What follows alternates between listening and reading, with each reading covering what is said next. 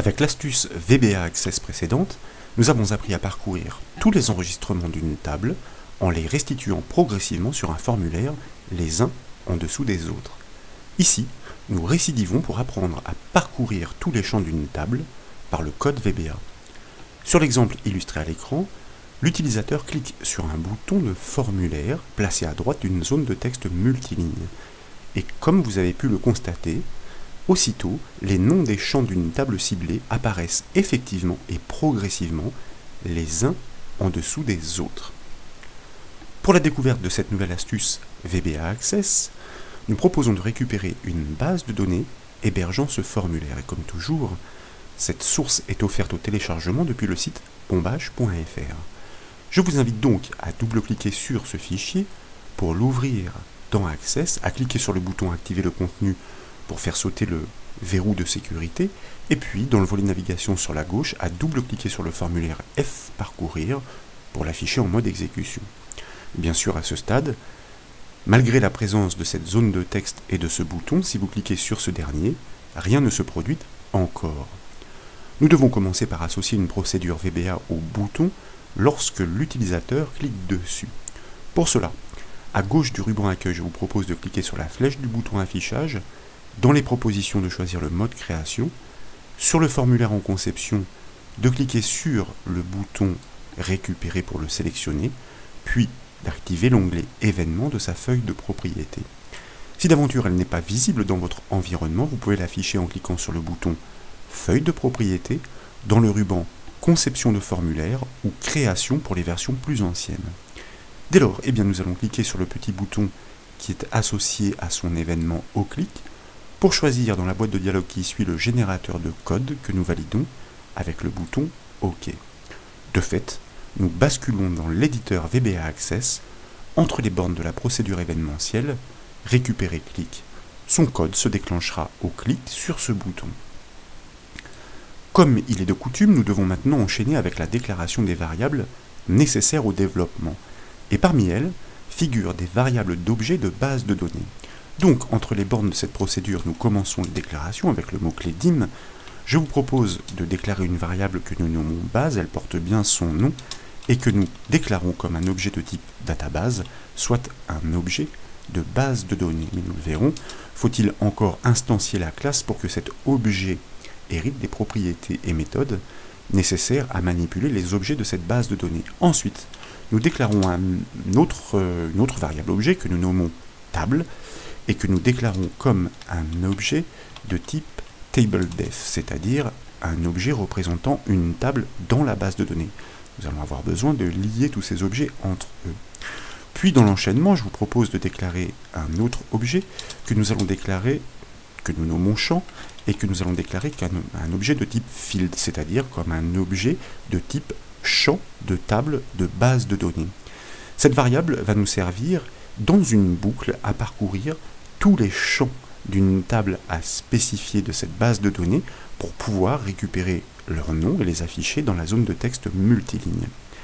Ensuite, et de manière à réaliser cette restitution progressive à intervalles de temps réguliers, nous déclarons une variable début que nous ne typons pas car elle va être affectée par une fonction timer sur, effectivement, un indice de temps. Ensuite, je vous propose de déclarer une variable compteur que nous typons comme un entier court, c'est-à-dire un byte, de manière à pouvoir compter à chaque passage dans la boucle les champs qui ont été passés en revue. C'est grâce à cette valeur que nous pourrons offrir une information de synthèse à l'issue. Et puis, nous allons passer à la première phase des affectations. Nous allons pointer notre zone de texte donnée.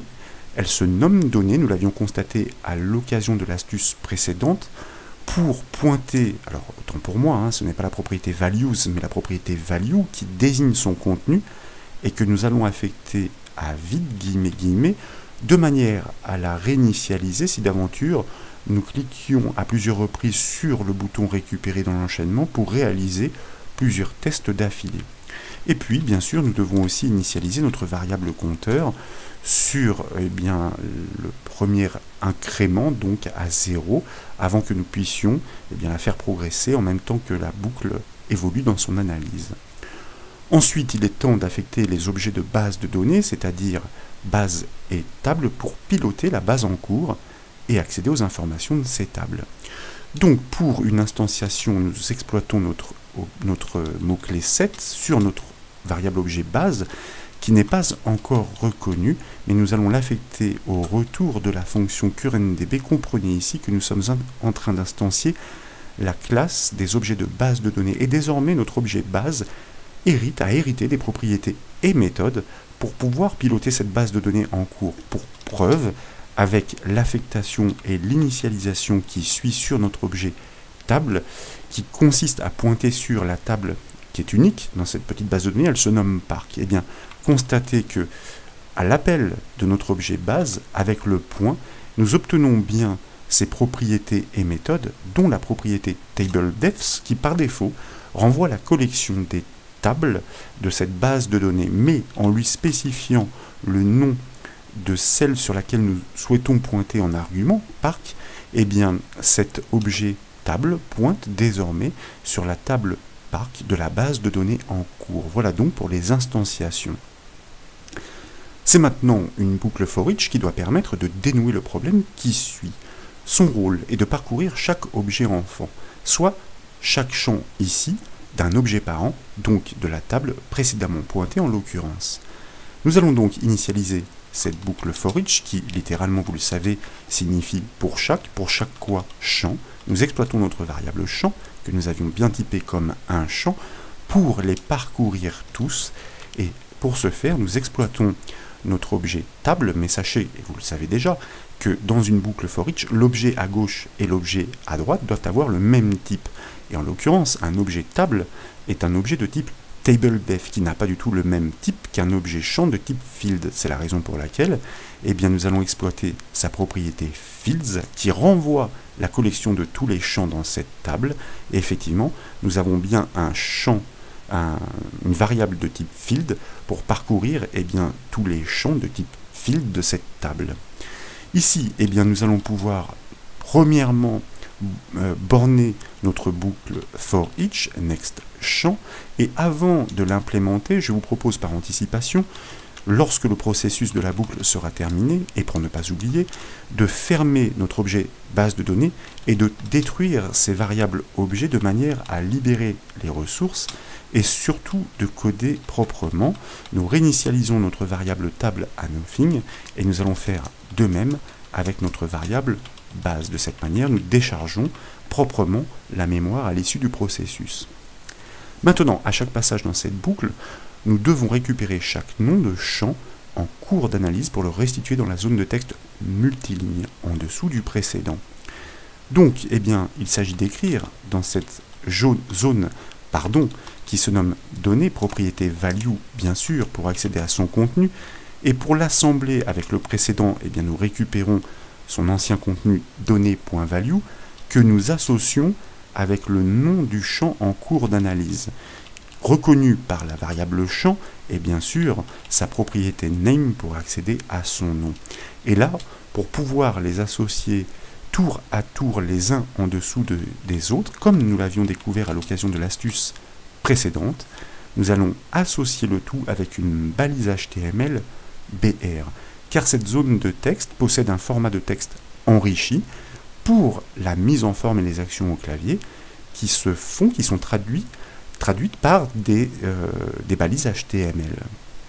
Et dans l'enchaînement, nous n'oublions pas de compter les champs que nous sommes en train de passer en revue. C'est la raison pour laquelle nous incrémentons d'une unité supplémentaire, donc à chaque passage dans la boucle, donc à chaque champ, notre variable compteur.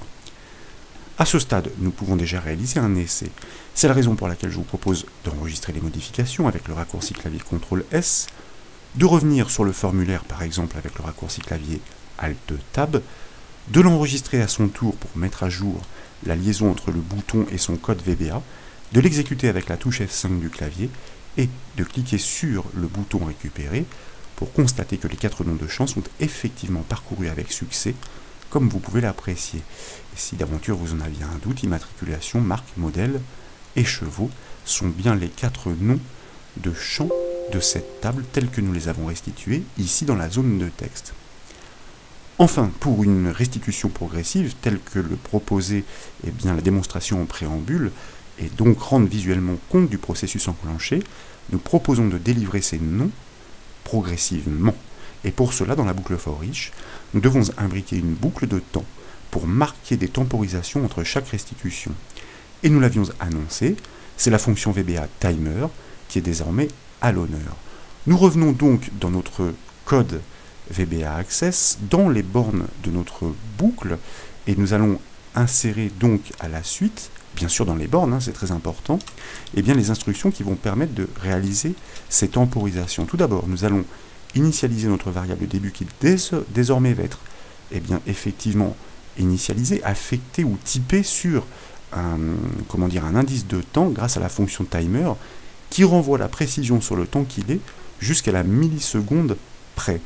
Dès lors, le temps progresse, c'est la raison pour laquelle nous exploitons une boucle do while qui doit tourner dans le vide tant qu'un critère n'est pas respecté, honoré. En l'occurrence ici, alors je vais me permettre tout d'abord de borner cette boucle tant que le nouvel incrément de temps qu'il est suite à ces actions n'a pas dépassé le précédent enregistré qui est incrémenté de 7/10 de seconde. Tant que ce critère n'est pas honoré, nous allons exploiter la fonction VBA doEvents qui permet de rendre la main à l'utilisateur et au processeur et donc de faire tourner cette boucle dans le vide.